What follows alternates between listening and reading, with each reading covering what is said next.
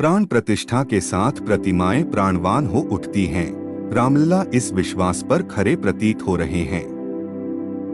इस चमत्कार की पुष्टि अयोध्या के श्री राम मंदिर में प्राण प्रतिष्ठा के लिए रामलला की प्रतिमा बनाने वाले मूर्तिकार अरुण योगीराज ने स्वयं की है। उन्होंने कहा है, मैंने जो मूर्ति बनाई, गर्भगृह के अंदर जाकर उसके भाव बदल गए, आंखें बोलने लगी। रामलला की प्रतिमा से योगीराज के इस अनुभव की पुष्टि भी होती है। रामलला की जो प्रतिमा प्राण प्रतिष्ठा से पूर्व इंटरनेट मीडिया पर प्रसारित हुई, उसकी आंखें देखिए, और जो प्रतिमा विग्रह के रूप में प्रतिष्ठित होकर सामने आई, उसकी आंखें देखिए। योगीराज ने जो प्रतिमा बनाई वह निश्चित रूप से जीवंतता की पर्याय है। योगीराज ने गढ़ी ऐसी मूर्ति, उन्होंने पूरी कुशलता से रामलला के अंगोपांग गढ़े। वह न केवल 5 वर्षीय बालक के अनुरूप रामलला के उभरे गाल और राजपुत्र की तरह सुडौल चिबुक गढ़ने में, बल्कि प्रतिमा की श्यामवर्णी शिला को पंचतत्व से निर्मित सतह का स्वरूप देने में भी सफल रहे।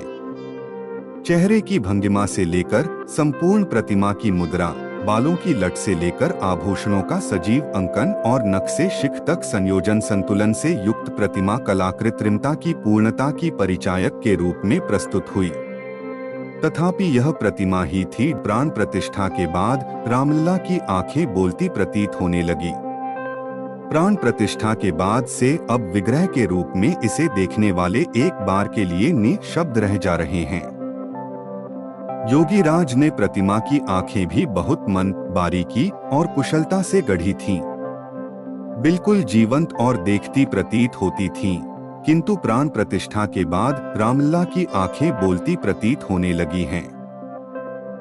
रामलला की प्राण प्रतिष्ठा के अनुक्रमानुष्ठान से जुड़े रहे हनुमत निवास के महंत आचार्य मिथिलेश नंदिनी शरण के अनुसार प्राण प्रतिष्ठा तो पाषाण प्रतिमा अथवा मृण्मय प्रतिमा में चिन्मय चैतन्य आरोपित करने के ही लिए होती है। रामलला के संदर्भ में यह प्रयास कहीं अधिक सीमा तक फलीभूत होने की अपेक्षा थी, क्योंकि हम जिस स्थल पर रामलला की प्राण प्रतिष्ठा करने जा रहे थे वह कोई साधारण भूमि नहीं थी, बल्कि युगों पूर्व यहीं श्री राम का जन्म हुआ था, और आत्मिक आध्यात्मिक दृष्टि से जरा भी सक्षम लोग इस अति विशिष्ट भूमि की ऊर्जा का अनुभव भी करते रहे हैं। रामलला की प्रतिष्ठा के बाद यह अनुभव और स्पष्टता तथा आसानी से किया जा सकेगा। कहीं अधिक प्रत्यक्ष हो रहे रामलला रामदिनेशाचार्य जगतगुरु रामानंदाचार्य स्वामी रामदिनेशाचार्य के अनुसार यह कोई नया विषय नहीं है।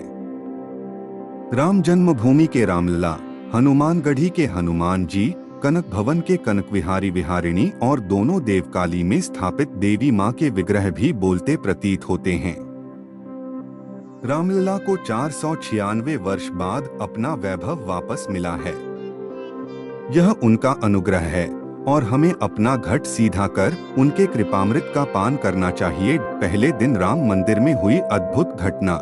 ट्रस्ट ने सोशल मीडिया साइट एक्स पर इस चमत्कारिक और अद्भुत घटना के बारे में बताया है। ट्रस्ट ने कहा, आज श्री राम जन्मभूमि मंदिर में हुई एक सुंदर घटना का वर्णन। आज सायंकाल लगभग 5:50 बजे एक बंदर दक्षिणी द्वार से गूढ़ मंडप से होते हुए गर्भगृह में प्रवेश करके उत्सव मूर्ति के पास तक पहुंचा। बाहर तैनात सुरक्षा कर्मियों ने देखा। वे बंदर की ओर यह सोचकर भागे कि कहीं यह बंदर उत्सव मूर्ति को जमीन पर न गिरा दे, परंतु जैसे ही पुलिसकर्मी बंदर की ओर दौड़े, वैसे ही बंदर शांत भाव से भागते हुए उत्तरी द्वार की ओर गया। द्वार बंद होने के कारण पूर्व दिशा की ओर बढ़ा और दर्शनार्थियों के बीच में से होता हुआ बिना किसी को कष्ट पहुंचाए पूर्वी द्वार से बाहर निकल गया। सुरक्षा कर्मी कहते हैं कि ये हमारे लिए ऐसा ही है, मानो स्वयं हनुमान जी रामलला के दर्शन करने आए हों।